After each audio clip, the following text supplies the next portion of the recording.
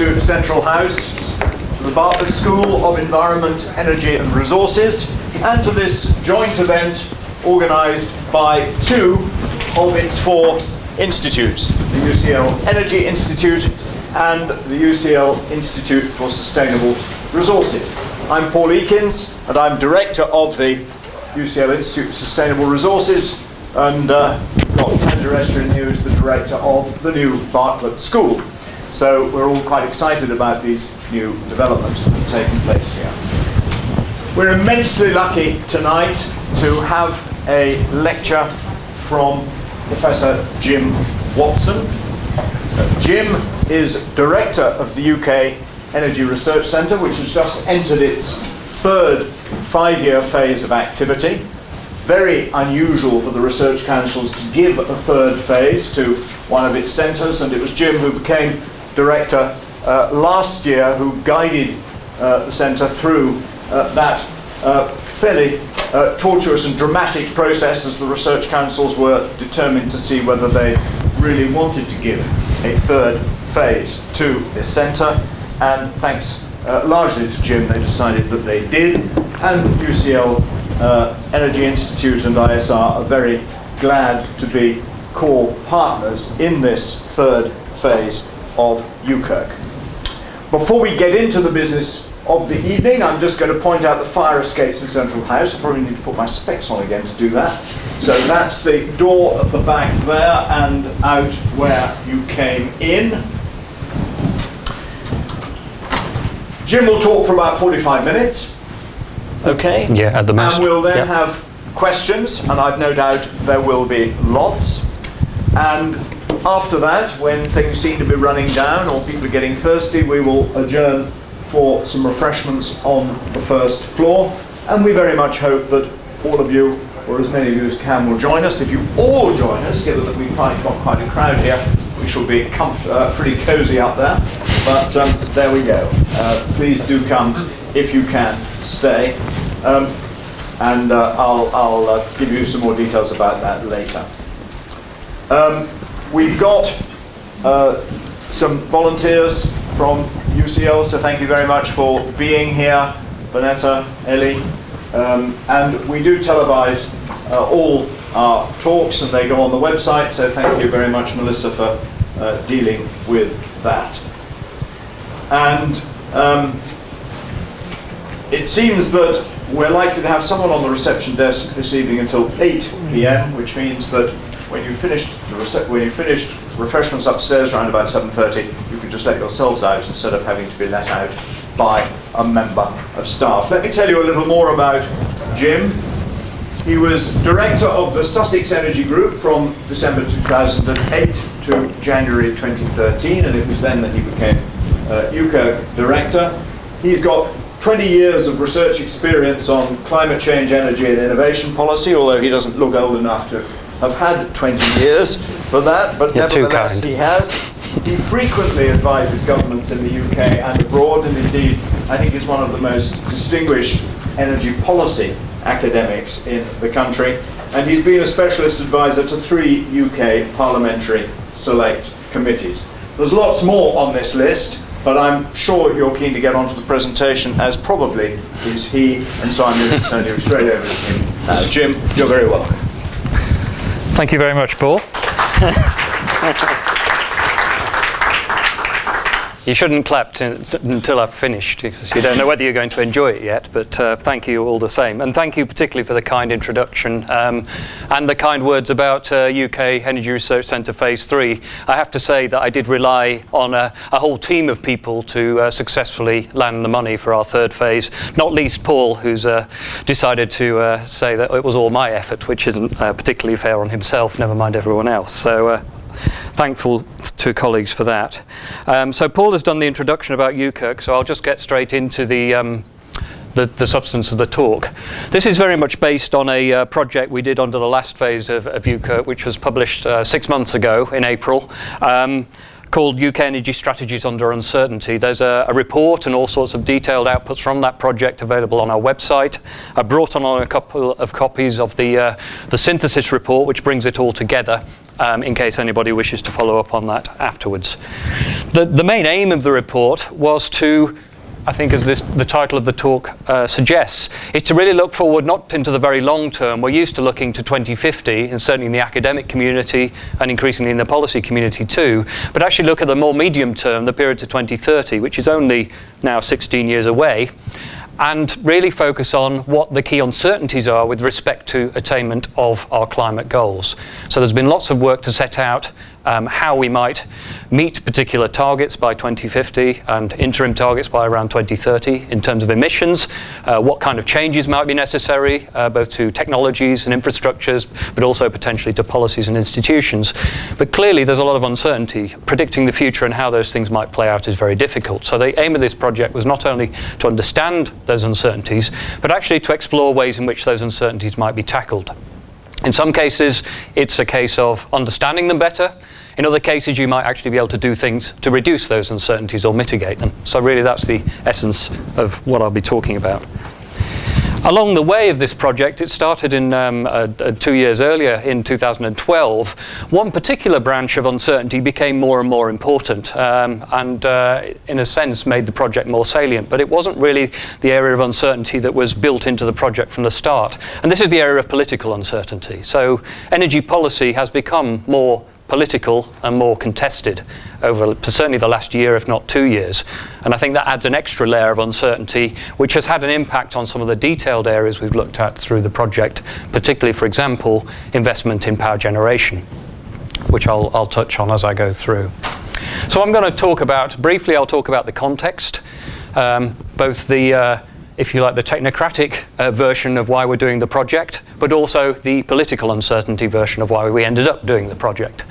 I'll talk a bit about the aims, but then I'm really going to walk you through some of the key uncertainties we identified and what they mean in practice. And then critically, we were also brought back by many of our advisors from non-academic worlds to keep our focus on not only describing the complexity of the world and how uncertain it all was, which is a tendency of academics, but actually what might be done to on Monday morning to actually mitigate some of those uncertainties if you're involved in policy or if you're involved in actually building new infrastructures. And then some conclusions. So here is first what I describe as the technocratic version of our rationale. This is a chart from the Committee on Climate Change that they've used repeatedly through their reports over the last few years, basically describing the pathway that they've advised government that the UK needs to take in terms of reduction of our emissions. So it starts in 1990 on the left-hand side, which is our baseline year, and ends in 2050 on the right-hand side. The bars are broken down into the various sectors and sources of greenhouse gas emissions. So it's greenhouse gases, not just CO2. And clearly there's an emphasis, because the Committee on Climate Change have given detailed advice on this period, on the medium term, the period through the 2020s to 2030. And clearly, because I've added in the box isn't from them, but I've added in the box to say, well, you know, the trilemma is something that everybody now emphasizes. So it's not just climate change that we need to tackle. There's actually a need to pay attention to energy security, which I've given the shorthand keeping the lights on, although it's about a lot more than keeping the lights on, and also keeping bills down, energy affordable, and clearly that has come up the agenda over the past year or so. So there's a need to balance all three of these objectives, and that's partly why the political uncertainty, I think, has become heightened over the last year or two. I think the only other thing I'd note in this chart, because I'm going to talk about it a bit later, is what happens to this light blue block. That's the one that reduces quicker, earlier than all of the others, which is the power sector, emissions from the power sector. So in common with many other analyses, not least those done here for UKERC by Paul and colleagues, the power sector often decarbonises first when you're looking for a least cost pathway to meet these longer term policy targets. So that's what I might call the technocratic version, but here's the more the political version of the rationale. And I think what we've seen, and I actually did a little bit of mining of government policy documents over the last couple of days just to confirm this, a real shift in the language that's used to describe what the energy policy goals are for the UK, and a particular shift in the ordering of the priorities of the trilemma.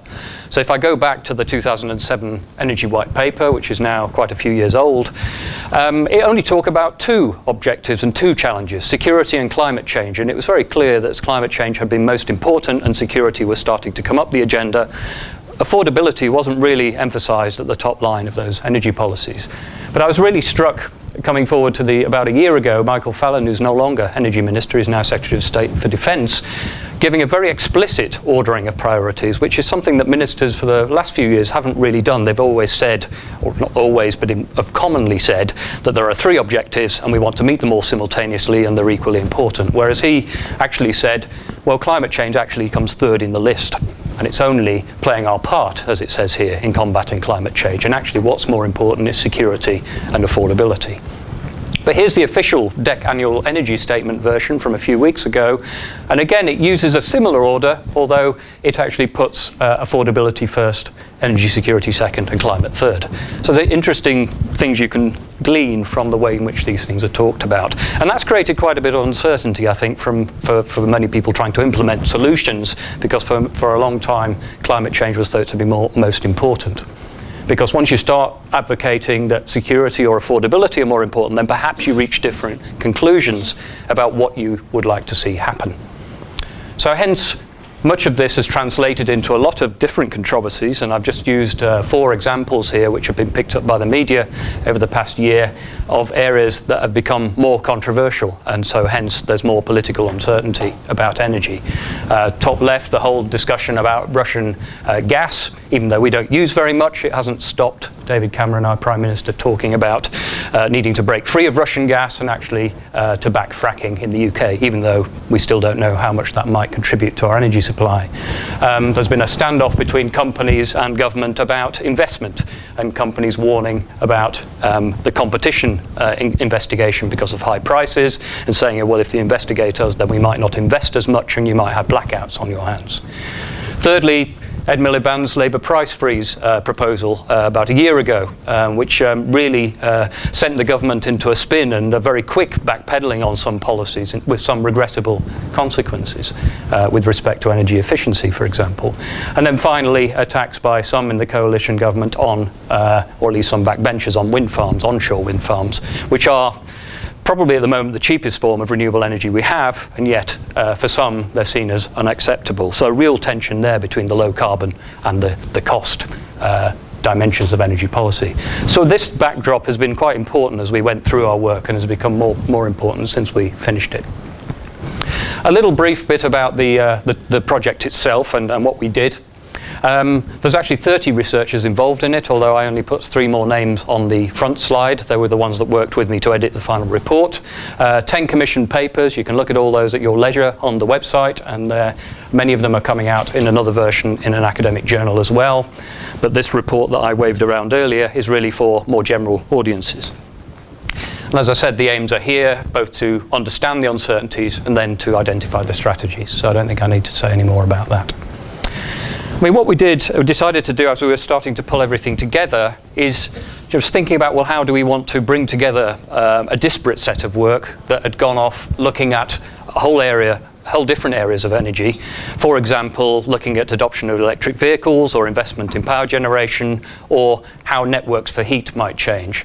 And what we did, we decided to use the Committee on Climate Change's 4th Carbon Budget Pathway, which basically takes you through into the late 2020s, as I showed earlier, as a point of reference, a common point of reference. So we got all of the authoring teams to comment on what were the uncertainties they found and how might they relate to the kind of things that the Committee on Climate Change wanted to happen to meet that 4th Carbon Budget Pathway. So that was the reason for focusing on that. It was a way of bringing everybody together to look at something common. We did spend some time looking at methods for appraising uncertainty as well, and that fed into partly to our framework for bringing everything together, and I'll come to that towards the end. Really reviewing how do you deal with uncertainty for different types of problems. If you're doing the energy system as a whole, for example, you might want to engage in some quite broad scenario analysis to understand the different ways the energy system might change and to decide which courses of action might be robust to those. But if you're interested in uncertainties around the cost of a particular technology, you would probably do something much more focused and use much more focused methods. We then looked at a series of what we call instrumental uncertainties, specific bounded parts of the energy system, which we investigated, and that was done by colleagues from a number of different institutions within UKERC, looking at power, heat and transport. I'll go through those in a moment. We looked also at a set of what we, in the end, realized were more systemic uncertainties. These are uncertainties which have more pervasive potential consequences. For things like natural resource uncertainties could not only have impacts on, say, the power sector, they may also have impacts on heating and on transport. Similarly, for public attitudes and acceptance of particular technologies and strategies, but also this whole area of ecosystem services, how energy systems and our activity impacts on the environmental system. And that was also a systemic uncertainty.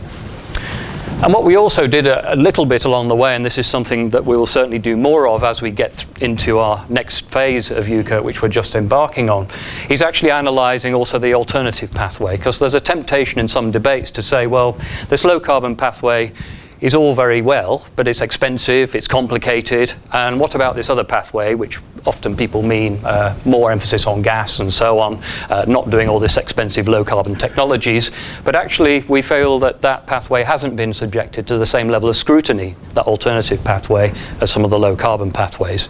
Now we did do some referencing of that in this work, but that's something we'll do more of in the future.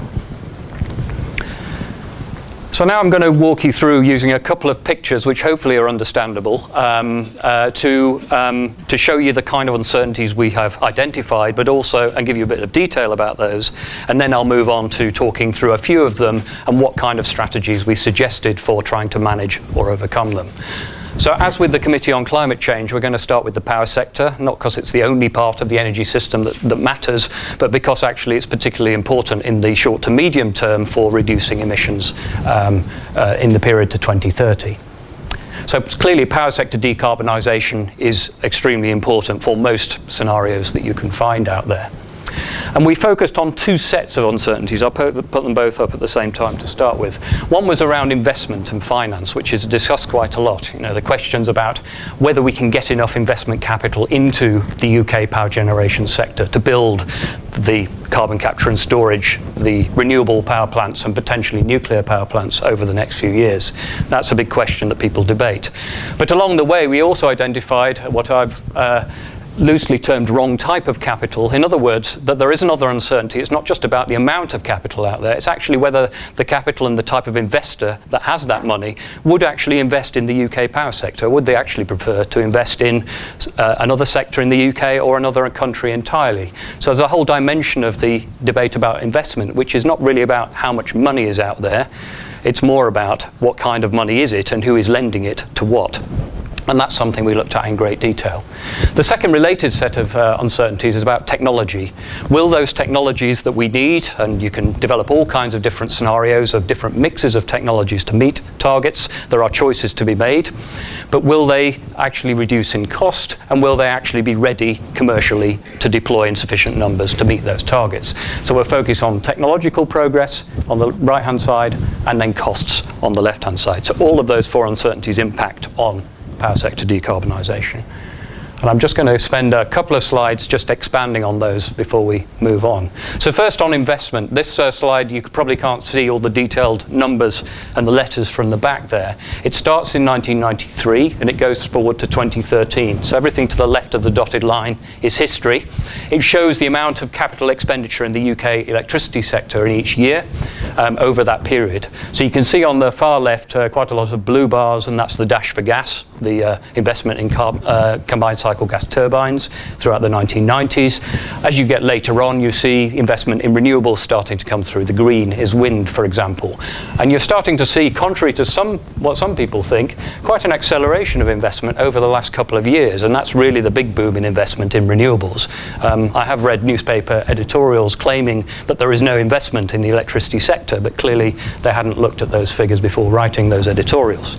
The reason that 2013 is quite small is it's only partial year of data, so it's not because everything suddenly stopped. When you go to the right, this is a combination of different bodies' projections of the investment necessary to meet particular targets. So it includes Committee on Climate Change, it includes Ofgem, which are clustered here and here for 2020 and here for 2025. I think there are some National Grid numbers in there. So as you go forward in time, along you're getting further forward in time, 2020, 2025, 2030. Overall, and that's why we've put in these horizontal lines here, the picture is that the amount of investment annually required goes up over time, but it's not the very large leap that you might think given the rates of investment that there have been in the last few years. But certainly rates of investment do need to accelerate and increase, and particularly when we get in from the 2020s into the 2030s. Clearly different studies will have different assumptions, so they will differ in terms of what type of technology, but also how much investment will be needed. But I think I really want to stress that second point I mentioned earlier, that actually we concluded in the end, and the people who did this paper concluded, that actually shortage of money is not the issue. There's plenty of money out there to invest. Lots of companies post-2008 were actually sitting on money and saying, well, we haven't got places to invest it in because we're not sure that the market is there or the opportunity is right or the risk-reward profile is right. And actually one of perhaps the bigger issue, or at least an equally important issue, is actually the risks associated with making investments in large-scale, low-carbon power stations in the UK. And those are much more risky investments to many of those investors than the traditional investments they put money into, especially when you start talking about institutional investors and pension funds who are used to investing in fairly safe, fairly low risk, but fairly low return, long-lived assets like water grids and that kind of thing. Whereas here we're talking about emerging technologies, some of which haven't been commercially proven, and they look much more risky. So one of the issues is, can we develop the policy framework to a point where those risks are manageable so that some of that money then flows to the UK power sector? And certainly many people we talked to were of the opinion that although the UK government's policy package for electricity is helping, there's still a considerable amount of political risk about it in order to that has to be taken into account before investment decisions are made. So we really ended up concluding that it may need more further work looking at that policy framework before much of that investment can flow. Second and related on technology, we split it into three sort of levels. There's certainly some techno-economic uncertainties, as it says at the top, for individual technologies. So will they actually improve their technical performance and their cost performance over time? For example, carbon capture and storage is only just being deployed commercially at power stations in North America. It hasn't yet happened in the UK. Costs will be high to start with, that's pretty guaranteed, but will costs fall as more experience is gained? Much depends on how far governments in other countries are actually going to continue to support those technologies. You could say the same for offshore wind, which of course has got much further down the track. Then there are programmatic uncertainties which are related and really relating to areas where technology really needs policy support. So uncertainties about, for example, UK carbon capture and storage spending. At the moment, the current government is still committed to put £1 billion into carbon capture and storage. Will that money survive the election that's coming in 6 months' time? That's a very big question, and it depends who gets elected afterwards, I suspect. So that's where some of those programmatic uncertainties come in. And then finally, system integration uncertainties, because clearly all of these technologies are not viewed in isolation. They've got to fit together in systems. The power system is going to change radically if many of these technologies are deployed, not just on the supply side, but on the demand side. So there's a whole set of uncertainties about integration of those technologies together, many of which can no doubt be overcome, but it's certainly a very different power system we're envisaging to the one that we inherited. So on that, one of our headline conclusions really was that the UK in common with some other countries, is really trying to do an all-of-the-above policy with respect to power generation technologies, which is quite a brave and ambitious thing to do, certainly for a medium-sized economy like the UK, because the amount of not only financial commitment but political commitment you need to commercialise any one of these technologies is substantial at a time when public budgets are tight.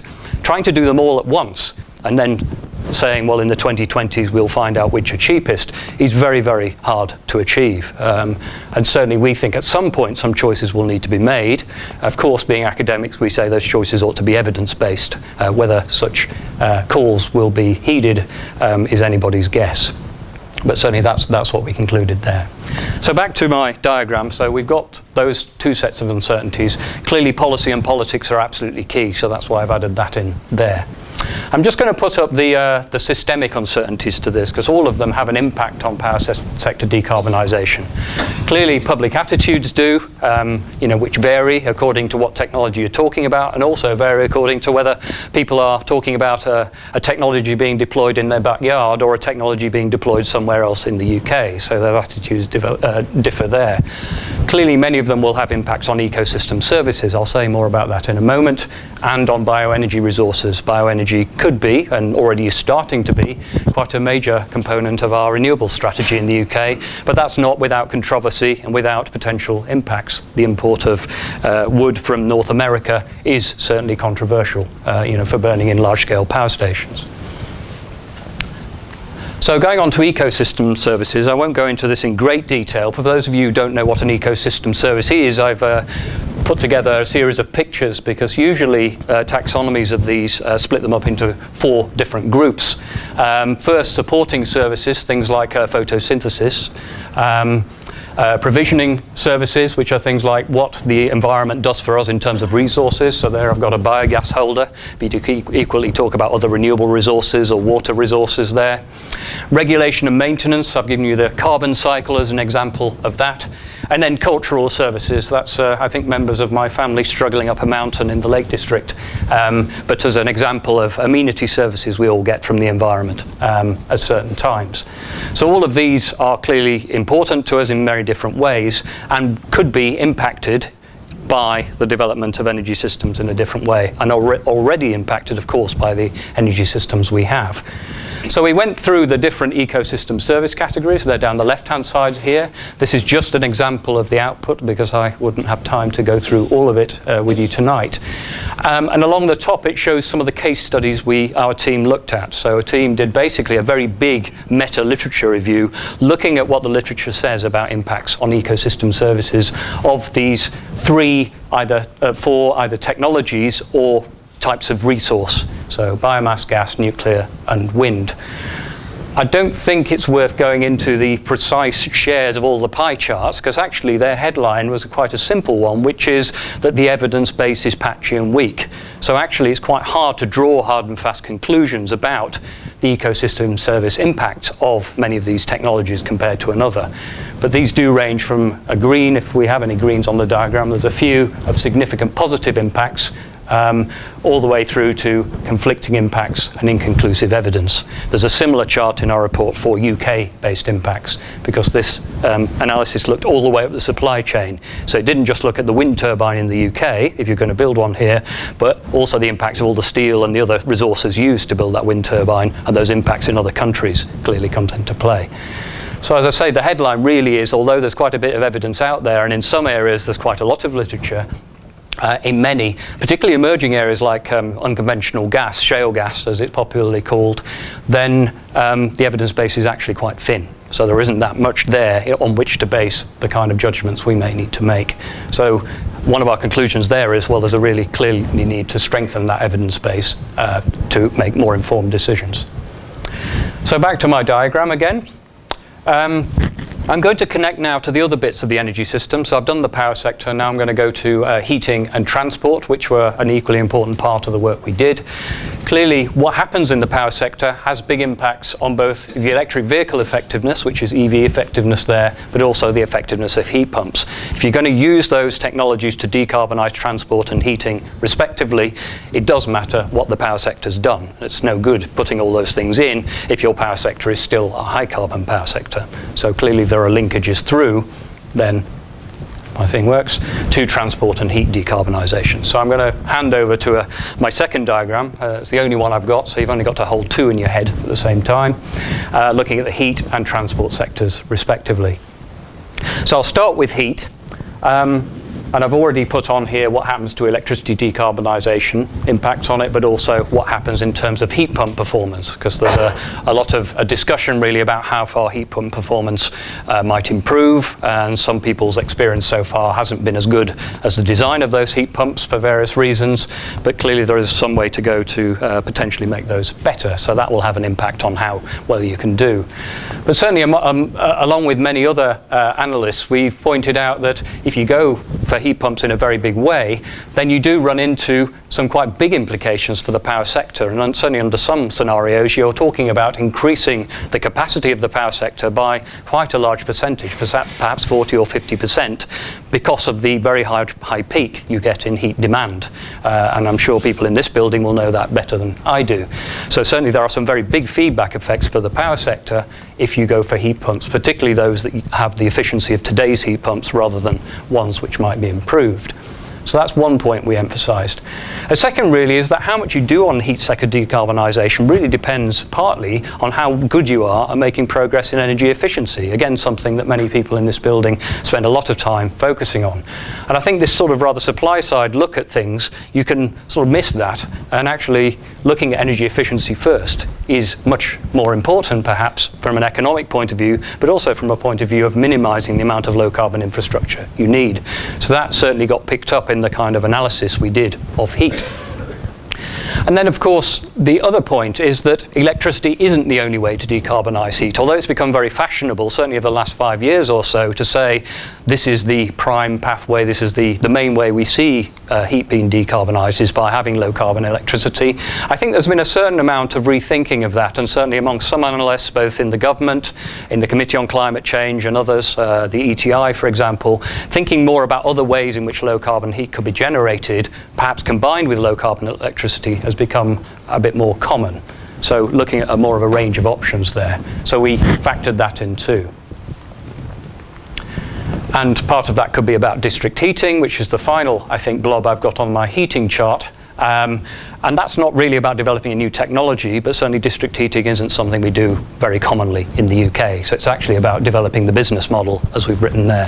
How do you make it work from an investment, consumer acceptance, etc. point of view? I'm just going to show you a couple of slides from the detailed work we did on household energy demand. This was done by Nick Eyre and colleagues at University of Oxford, really to try and explore in a bit more detail this whole point about how heat might be decarbonised and what are the different ways to do it besides the central scenario which has emerged from many analysts over the last few years of electrifying everything. So we've got that scenario in there. So this is electricity demand for UK residential heating. It's got a minimum policy intervention or business as usual line, which is in blue there. So that's the amount of electricity, and then just rising over time to take account of increases in household size and household numbers.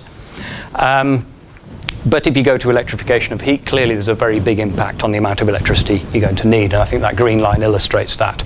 But by contrast, they put in two other scenarios using the model they had, saying, well, actually, we could have a more locally based scenario with some electrification, but actually with more biomass, locally sourced biomass, more district heating, and so on. And then their deep balance transition, actually that's just a very aggressive energy efficiency scenario, doing everything you can to reduce the demand in the first place, rather than meeting a higher demand. So that's why that line goes particularly low as you get towards 2050. And you can see the impact of those lines. This is a similar curve, but for gas demand this time for heating, not electricity demand. So you can see the minimum policy intervention. We basically stay as a gas-based heating system, as we are at the moment for most households, although rising after the falls of recent years. And then for many of the others, for most of the others, you see this big fall in gas demand. So in a sense, one of our conclusions is partly about electrifying heat. You know, low carbon electricity is important for heat pumps, of course, but actually perhaps the bigger headline is the need to get out of gas in a managed way and in a timely way, and to reduce the amount of gas that's used, or certainly unabated gas, in the heating system as we go through the 2020s into the 2030s. And that has all kinds of consequences, both financially for the companies that do that, for the infrastructures we need for gas, because clearly we're going to still need those infrastructures as far away as 2040 and 2050, but we're not going to use them anywhere near as much. So that's one of the big uncertainties that comes out there. So that's a little bit about our gas for heating. Just have a quick time check. So we can add in our system uncertainties there as well, because clearly they also have impacts of varying degrees depending on what kind of mix you have for heating. And they also impact on transport. So that's the final piece of my jigsaw puzzle here. So on transport, over on the right-hand side here, I've put in electric vehicle costs and performance as an important determinant of whether we get transport sector decarbonisation in a timely way, but also performance of other technologies. Again, rather like heating, electric vehicles have become the thing. But there are things called hydrogen vehicles. There's potential for further generations of biofuels, which perhaps don't have the impacts of first generation, or they continue to be controversial. So again, there are other options.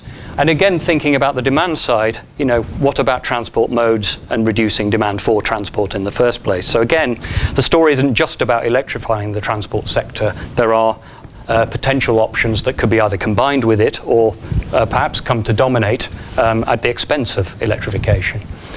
I've just got a slide on that. Our work on that was quite focused, and it really looked at the early adoption of electric vehicles by consumers and what were the uncertainties that were preventing further adoption in these very early days. I mean, we do have some adoption in the UK, but it's quite small still. It's still a very small percentage of the vehicle stock, even though, as shown on the left-hand side, electric vehicles have been around for over 100 years in various kinds of guises, and they were certainly around in the early 20th century as well as the early 21st.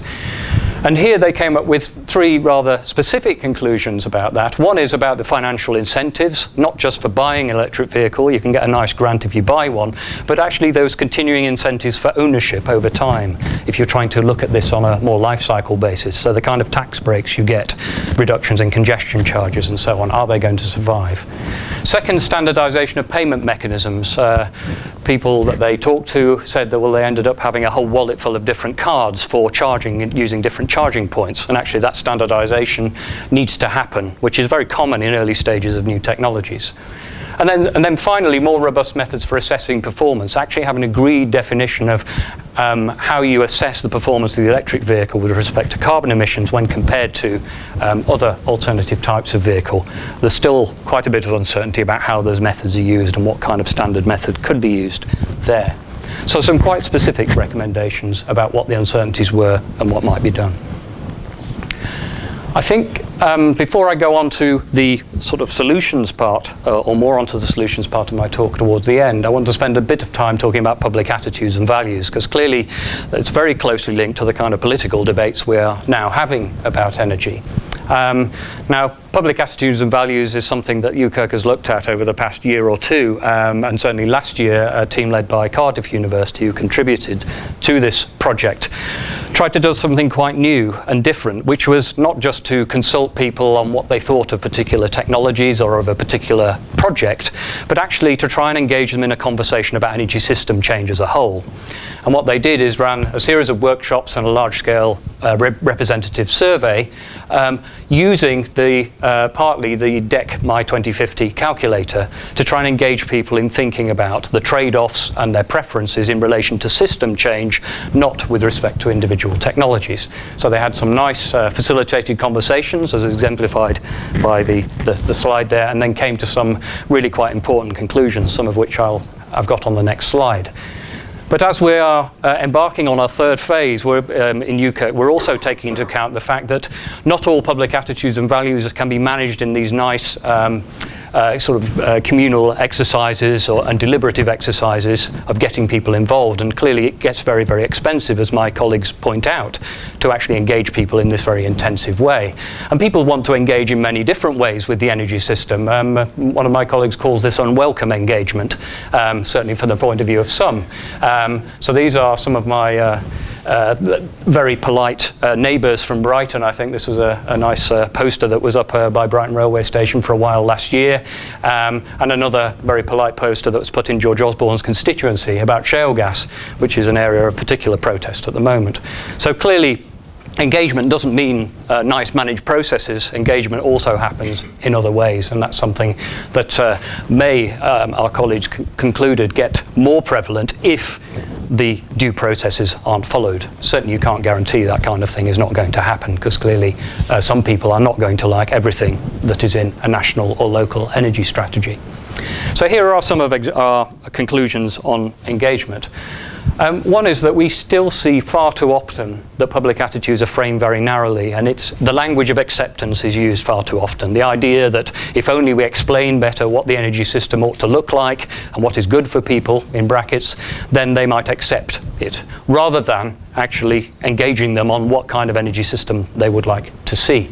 And, to slightly defend the people who talk acceptance, engaging people on the system they'd like to see is not a simple thing to do. It's actually a very challenging thing to do. What we found in our work last year, and what Nick Pidgeon and his colleagues at Cardiff found, is that publics are often pragmatic about change. So if you really engage them in it, but they're unlikely to settle for change that's out of kilter with longer term values. And they actually detected a whole series of underlying values. So it's not really about technologies. It's more about values such as efficiency and not wasting things, and a transition being seen to be fair, and broader sustainability. So those are the sorts of things people continually talked about when they were thinking about whether they agreed with particular scenarios.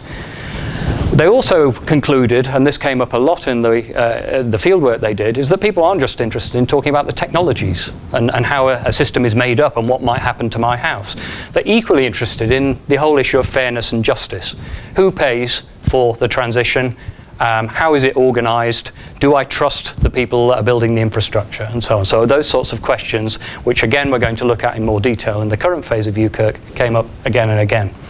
And then finally, the area of what they called, in the end, non-transitions came up. So there are some areas where there was sort of conditional support. So if they were part of a broader strategy that met people's values, then actually fossil fuel use, carbon capture and storage and bioenergy were okay, but they were all seen as problematic potentially in some way, because they were using finite resources.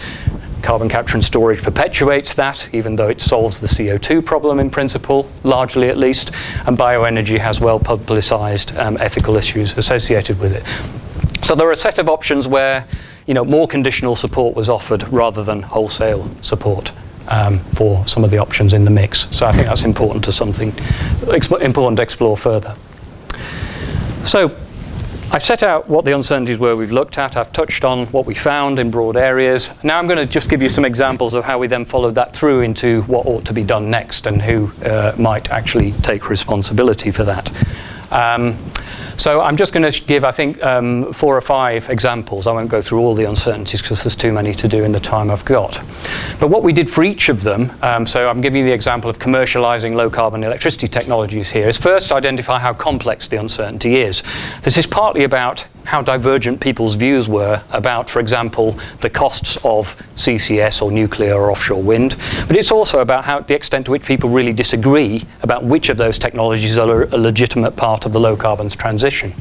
So that's orange on a kind of traffic light system, because there's a fair degree of contention still about what combination ought to be used. Clearly, if those uncertainties aren't resolved, the impact, which is the second dimension we looked at, would be very large. And so that's why that one is red. Actions were clearly long-term policy support. Some demonstration funding is still required for CCS. We're really emphasising throughout our recommendations, not just for electricity but for heat and transport as well, the importance of evaluations and learning. That's something I spent a lot of my time talking to people in government about. They recognise this is important, but often it falls by the wayside, whether it's accidentally because institutional memory fades or because insufficient resources are attended to evaluating what's been done before embarking on a new policy or funding programme. So clearly government and innovation funders, businesses and the research community all have a role to play there. So much of that action is actually being taken, but we did conclude perhaps more needed to be done to reduce those risks, particularly in the power sector. So that's one example. A second one is a much more narrow one, heat pump performance. The reason complexity is green is not because we've resolved everything, but it's because it's an individual technology where you've got some relatively well-known parameters and ranges of uncertainty there. But the impact is orange because clearly they're important in most of our scenarios that I showed you earlier, but they're not absolutely essential in a central way in the way that low carbon electricity is to the low carbon transition. So again, we've got demonstration and deployment incentives, engagement with consumers, which is where some of the issues have arisen, and learning. So again, evaluation and learning as those heat pumps are developed and commercialized. Again, a whole range of different people get involved here, including citizens and businesses.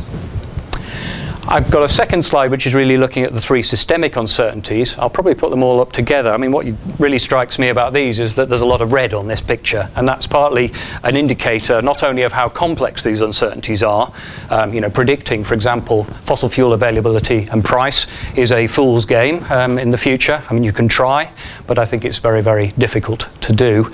And it's very complex because it's impacted by a whole range of different factors. Ecosystem service impacts are red in complexity because of the lack of evidence base in many cases, and public attitudes, again, because you've got lots of different views out there to capture. Impacts on the right, the reason the ecosystem one is orange is because probably those impacts are not seen as necessarily as important as some of the others by some stakeholders, but clearly they can be very important when it comes to particular developments. So again, action, energy efficiency, diversity and carbon pricing for fossil fuels. The carbon pricing really is there because of really the need to hedge against the potential that we're actually heading for a low fossil fuel price world in the next few years. And over the time that many of these strategies by DEC and CCC and others have been developed, the assumption has been really that we'll have high fossil fuel prices, that they'd either stay high or they go even higher. Whereas now we're seeing signs, and I certainly wouldn't bet on it, because again it's a fool's errand to predict these prices, that some prices are starting to fall, particularly gas prices over the next few years globally may start to fall. So you really need to take action to shore up the rationale for going low carbon, because if those prices fall, clearly the gap between the economics of fossil and the economics of alternatives starts to get bigger, and that's the reason that's in there. And here, genuine engagement with the public on energy system change, really going back to what we concluded about engagement and a whole set of people to be acting there. So it's a very quick summary, but hopefully gives you an idea of the kinds of things we looked at and the kinds of things we concluded. And this is certainly something we'd be interested in pursuing further in future. So just to briefly wrap up. First, on the power sector. So we say it's critically important, and that's not news. I think that's in common with many others, and certainly our own modelling as well as other people's modelling have showed that that 2030 timeframe for that is really important if we're going to decarbonise the entire energy system and economy over a longer term timescale. The capital point, there's no shortage, but policy frameworks, market structures and business models may need to change to attract that capital.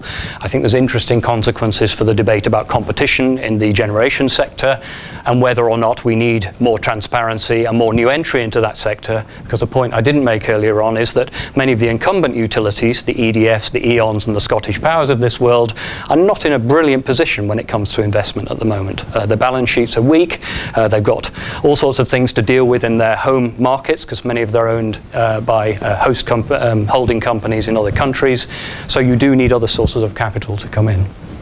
Second, the limited options to 2030 from the large-scale supply side. Clearly there are small-scale things which are starting to happen with things like solar, but I think our point is it's tough to keep them all in the low-carbon race, which is a phrase that DEC has used in some of its documents. So there's a need for evidence-based decisions when priorities are eventually made. At the moment, government's showing no appetite really for an explicit sense of making priorities so far, although individual politicians may express views. More flexibility with heat and transport. They can come a bit later. We've got a bit of time. Delayed electricity carbonisation is not a showstopper for heat, but certainly would narrow the range of options we have. But in the meantime, what will really reinforce this more flexibility for heat and transport is more action on energy efficiency, particularly on the heat side, but also with respect to vehicle standards as well. And in the meantime, this real emphasis on demonstration, early deployment and learning, not just about the new technologies, but also about rather familiar technologies which are not that common in the UK, such as district heating, which is by no means a new technology. There's a need to move beyond narrow framings of public attitudes and transitions that align with the values that we've uncovered, we think are more likely to fly. Clearly that's not going to resolve all of the uncertainties and all the controversies there, but certainly the need to take that whole task seriously, both at a national level but also at a regional and local level, where actually many of the sharp end of these debates starts to come out. And then finally, natural resources, ecosystem impacts may limit options and flexibility, and that will potentially then feed back into some of these public controversies and debates. Of course, they are driven also by global trends as well. So I'll leave it there. I hope that was clear. Very happy to answer questions. Thank you.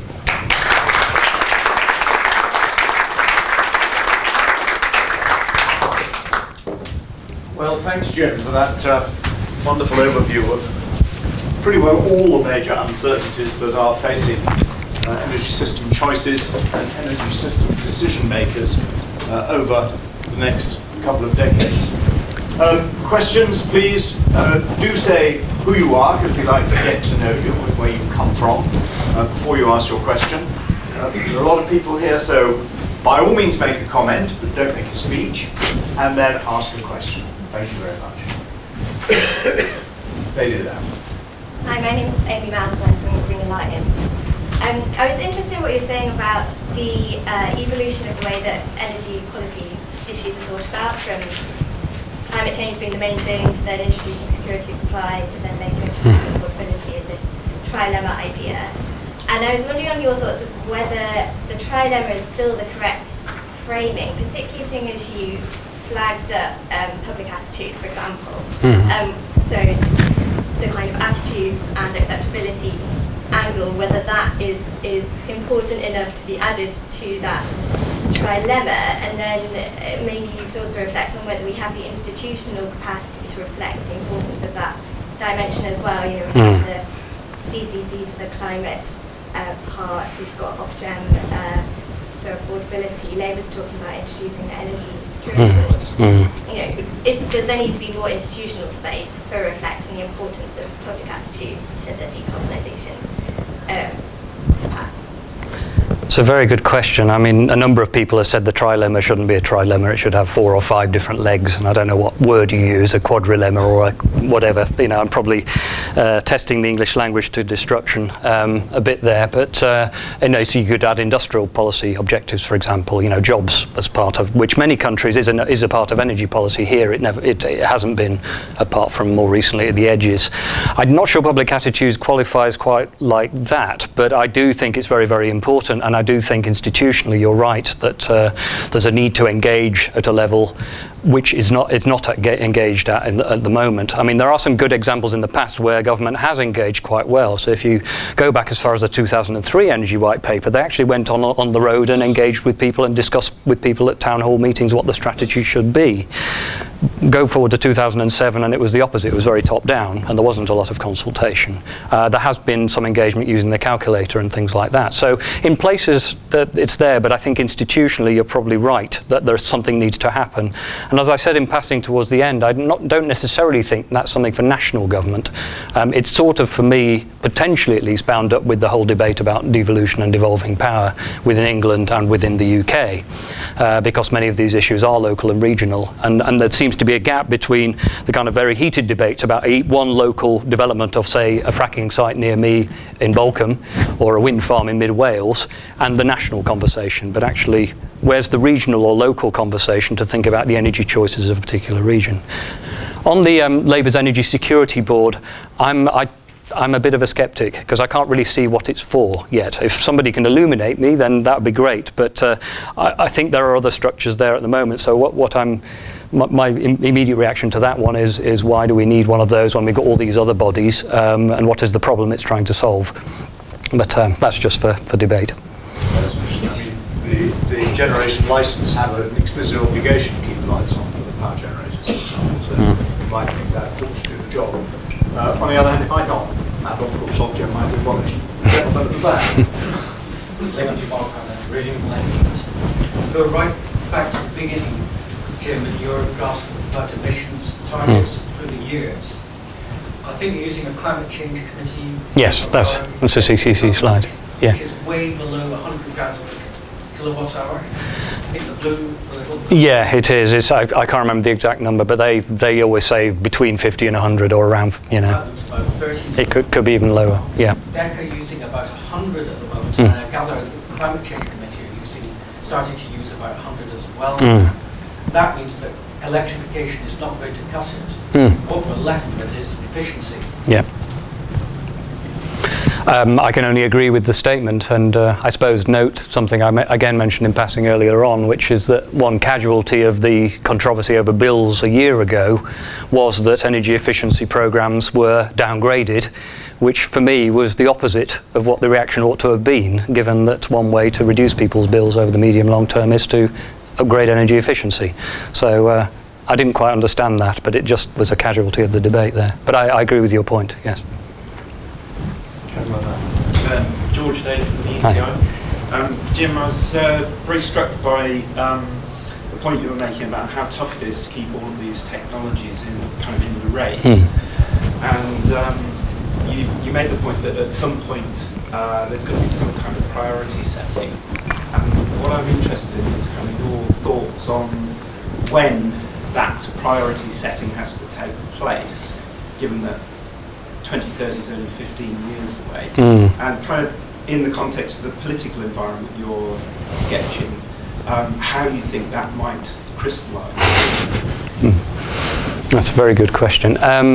I mean, I think government has started the process of at least developing a framework that can underpin such choices. I mean, such choices clearly will be political judgments to make. I don't think you can do it in a sort of technocratic, expert-driven way, because these are political choices and trade-offs to make. But there are some bits of evidence now around a whole set of exercises called technology innovation needs assessments, which you'll be aware of, that have been done on the various technologies, trying to understand what impact they could have on our emissions, but also what impact they might have industrially in terms of jobs, exports, all of those sorts of things. So in a way, government's identified the right sort of criteria, but what it hasn't yet done is link that to where things might go. I mean, my feeling is that it isn't too far away when such choices can be made. I mean, if the 1 billion can be preserved, I do think it's still worth us going ahead and demonstrating carbon capture and storage, because frankly the number of countries doing it around the world is quite small still. We can't just rely on them popping up in North America, and we may have to do it differently in the UK in terms of influencing countries like China, which is where you really want that technology to be commercialised. And we also need to see what happens with the Hinkley C reactor, which is going in the wrong direction for all kinds of reasons in terms of its potential delays and looking at the costs of the design it's using and so on. So the time might not be here yet, but certainly it ought to be here soon. And for all we can assemble the evidence, I don't think I'm under any illusions that in the end it will be a political decision. Just the hope is that there's some engagement with evidence on the way to making such decisions, and that it's not just, well, let's get rid of the cheapest low carbon option, which is what some have started advocating, which is onshore wind. Jim, let me ask a question which has occurred to me as you're talking, especially about jobs. A piece of work I was involved with recently, which you also know about, with Cambridge Econometrics, looking at the potential different economic implications of large-scale offshore wind deployment or large-scale gas deployment as two alternatives. And the economic outcomes were determined almost entirely by the extent to which the UK developed supply chain for these technologies. The assumptions were that we probably wouldn't develop UK supply chains for gas, because these supply chains are well established and they probably continue, but that we had the opportunity to develop supply chains for offshore wind, and that if we did, the economics of offshore wind were transformed through the fact that we generated lots of jobs and economic activity. So my question to you about uncertainty is, I know you didn't examine it in this project, but what do you think about the uncertainties of the supply chain issues in the UK, and how might they be resolved and what sorts of policy recommendations might one make if one wanted them to be resolved in the UK's favour? Yeah, so I think the uncertainties, a lot of them are about, the nature of those supply chains and the extent to which you will get part of those in the UK. I mean, most of the technologies you can think of are now global. And they have been for a long time. So even the dash for gas in the UK power industry, most of the technology was it was French, it was German, it was American, but it was built here, and service businesses were built here. So we got a bit of the supply chain here in those cases. Something where we're a first mover like offshore wind, my expectation would be that we get more of the supply chain. But I think in order to really capture those benefits, the UK probably has to become more like other countries, many other countries. And I'd think of South Korea or Germany or even China, where there's that real linkage between, on one hand, economic and industrial policy, and on the other hand, energy policy, because those two things have been kept quite separate in the UK. Now, that's of course a risky thing to do, and that's partly why in UK policy it's not done so often, because people remember failures of trying to pick technologies and develop industries. But I still think that is needed if we are going to capture those gains. But picking those technologies where we think we've got some particular sets of expertise to build on in related fields, or where we think we're going to have some particular first mover advantages. And that's where offshore wind is still an example, because we are, I think, the biggest country for hosting offshore wind still in the world. Okay, thank you. Gentleman at the front. Can I also say a bit more? Sorry, Anthony Edwards, architect, dealing with energy retrofit on existing buildings. Can you say a bit more about energy efficiency? Because we're a bit of a loss to know where the government is going, much as there's an election coming soon. The Green Deal was the Conservative government's primary policy. It was abandoned a few months ago. It seemed to be mainly for the private sector, mainly for sort of people replacing their worn-out boilers, which they've done anyway. The public sector, I mean, I know in this borough we're in here, Camden, that they have 35,000 homes, and they're saying there's no way we're going to be able to do any energy efficiency improvements unless the government gives us any, and there's no chance of that for at least 5 years ahead. There's no chance of getting any money. I mean, that sounds like most of this borough and probably throughout the country. Could you say a bit more about energy efficiency? where the motivation is going to come from for the government? Yeah.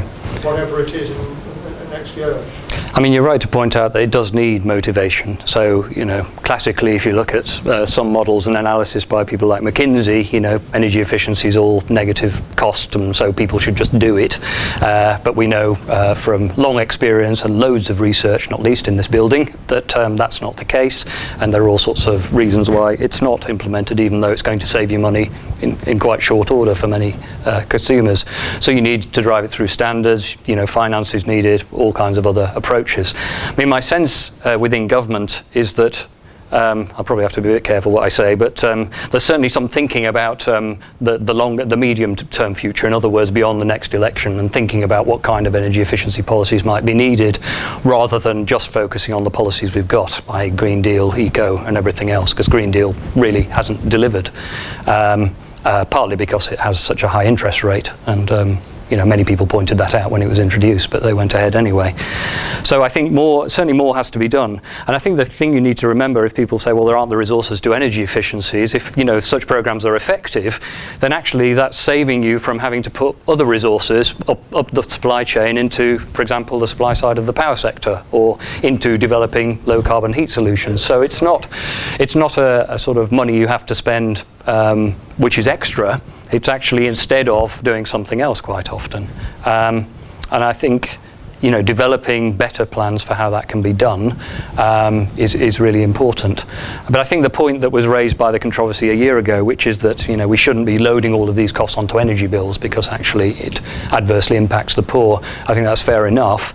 I think the risk of putting it on general taxation is every year, every spring, the Chancellor can decide, I don't want to spend money on that anymore, I'll cut it and spend my money on something else or whatever. So I think there are costs to taking it off energy bills, which is what's happened. But there's still quite a lot of low-cost measures which can be put in place. the lofts, the walls and so on, but soon we will get into more expensive measures, and that's where efficiency won't be cheap anymore. So I hope that helps a bit, but certainly, the role of, I don't think we should underestimate the role of standards, really, is all I'd say, because they have actually... It's going to be more for new buildings. Yeah, well, for existing buildings. Of the buildings that need improving, and in fact a tiny proportion of the use of the power stations, electricity and gas supply. Gentleman here. Martin Hay from the Johnson Norris team. Hello, Jim. I get a sense with this that we see the uncertainty sort of fanning out and getting wider and wider as we go further ahead. And I just wondered whether in your work, whether that seemed to be the case all the time. The further out you look, the more uncertain, the wider the spread that was possible. Or whether there were ways in which you thought, no, maybe actually it has a certain sort of shape the further out you go. And one of the ways that that's often portrayed as a path dependency, that can of course lead to sort of collapse, isn't it? I wondered whether you felt that some things might cluster in the long run in terms of uncertainties rather than just being all out there, or whether there were things that you could say about how to narrow the range in the long run. I mean, one of the things about the path dependency, you seem to, heat and transport are particularly often afflicted by this. And of course your advice is, well, we could do with more options, which is to sort of get away from the path dependency. So I suppose in a way you could say that's broadening the uncertainty in one way, but it's obviously wanting to reduce our vulnerability to that. Can you say anything about the sort of long run as a I think there's definitely a balance here at different periods through this, time to 2030 of, opening up options, because actually you need develop more options, and deciding actually that's the option you're going to go for and close down, which is George's point. So I think in the power sector, clearly at the meta level, we've chosen the option which is go low carbon, but at the individual mix level, we haven't got to that point yet. But at least that's a bit more bounded, and it's a question, if you believe that that's what we need to do, and not everybody does, of course, then it's a question of which technology combination you need. Whereas, from our view, which I think comes out in the conclusions for heat and transport, is that things are a bit more open. But I think it's common for system changes to kind of open up in complexity before they close down.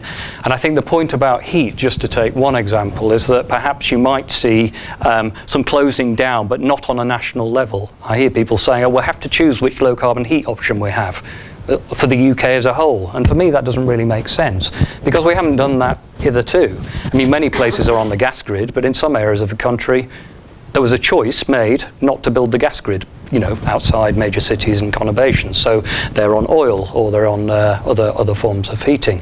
And my feeling is that actually, I probably reflected quite well in some of DEC's more recent heat strategies that, for different regions, you'll probably get new, different forms of path dependency. So if you have an area where heat networks really start taking off, some cities like, I talk about Aberdeen or Newcastle and some others, where there's a momentum behind it, they've started doing a lot, then that might end up as the dominant way of doing things, whereas in others, it may not. So I think that diversity is partly to allow those more regional or local path dependencies to take hold, rather than trying to impose right from the top a single path dependency. So I suppose one outcome which definitely needs more exploration is just that again, coming back to the subnational level. I haven't completely resolved your question at all, but I think you're quite right. Path dependency will be important at some point, and it may not always be designed. It might just be the path dependency emerges, and then there's not much policy you can actually do about it. There are very interesting potential links to the devolution agenda and the rise, perhaps, of community energy and municipal energy. We're sort of winding down, I sense, or winding up to go upstairs, depending on how you look at it. There's a question down here. Is there anyone else absolutely desperate to ask a question while you've got Jim in your sights? You may not. Lady here, and then we'll call it a day. Yeah. You said there was a need for new entrants, and given how difficult the utility industry is to crack open in the UK, what kind of new entrants are you seeing, if any, and which part of the system are they fitting into? So there's quite interesting things going on. I mean, just because we hosted a talk by them a couple of weeks ago, UCL-Energy, I mean, you know, just listening to their story of eye-watering rates of growth of customers. I mean, they're still a very small supplier, but they've grown extremely fast since they were founded 5 years ago. And at least, if you were to take at face value what the CEO said, you know, quite a different business model. You know, they're not interested in being a generator. They're really interested in engaging with community groups and acting as a version of the Amazon, I've forgotten what it's called, but the Amazon marketplace. You know, he talked about that sort of analogy. So that was kind of interesting. I mean, it remains to be seen how that will be put into practice. So that's one area where you're seeing the business model, and clearly that sort of business model may help investment, but investment at the much more local level, you know, the community groups and the local energy. At the same time, you're then seeing some quite interesting developments of new investors coming into the generation market, but at the very high level, which actually have been present ever since the Dash for Gas. I remember when I was following the Dash for Gas, you got all kinds of wealth funds and investment pension funds from Canada and all kinds of places investing in power stations then. So that isn't new, but you know, speculation about Chinese, well, agreement of Chinese involvement, and now speculation about potentially other countries coming in for the Hinkley C deal. So there's a diversity of different companies operating at different levels. But I do think in terms of the generation market, which is now, well, the utility market, which has now been referred to the Competition Commission, one of the big issues is vertical integration. It's very difficult for new entrants to get in. My own personal view is that they do need to be split up, so you have generation separate from retail and a proper functioning wholesale market rather than this market, which is basically the residual after everybody's traded most of the energy with themselves, which really doesn't help transparency in getting the new entrants in. So I think there's quite a long way to go. And actually a bit of a note of caution, because we've always been wondering about new entry ever since privatisation happened 20 years ago, and it, you know, I think OVO is one of the first times I've genuinely seen, you know, something growing at that kind of speed which looks new. As I said, it remains to be seen whether that really turns out to be the case. Can I just ask one very quick supplementary question? Absolutely. Do you want to say who you are? Oh yes, sorry, I'm Felicity Keris. I'm a sustainability communications consultant. Sorry, the question really for me is, are you seeing any monetisation of energy efficiency? I've seen models in the US where this is happening, but to actually leverage that capital to actually make those changes physically to a building, whatever. I don't see so much of that happening in the UK, although it may be below my radar. Some on the edges, so you're seeing some of the aggregators who are doing things not in the domestic sector, actually in the more commercial sector, so helping to balance supply and demand and selling services based on customers that can shift their demand around. Now that's something which can come to the domestic sector in the future as we all get smart meters, and is something that's being trialled as part of the capacity market, you know, which is designed really to give us enough capacity. But in my view, and I think my colleagues in UKERC have said this many, many times, that the design of that market is very much still weighted towards incentivising new power stations to balance supply and demand, and not a more neutral process which says it doesn't matter how you balance supply and demand, we want the cheapest way to do it, which in principle would bring in more demand side and start to monetise, as you term it, some of those benefits for them. So I think again we've got quite a long way to go, and in the way that the reforms have been implemented for the electricity market in particular, there's still that very historic, path dependent, to use your word, supply side. I don't know whether bias explicitly is the right word, but certainly it's very oriented towards supply side solutions rather than saying, well, we want the cheapest way to decarbonise. So there's more that we could do. Okay, well, thank you very much, Jim. Thank you. Thanks for your questions.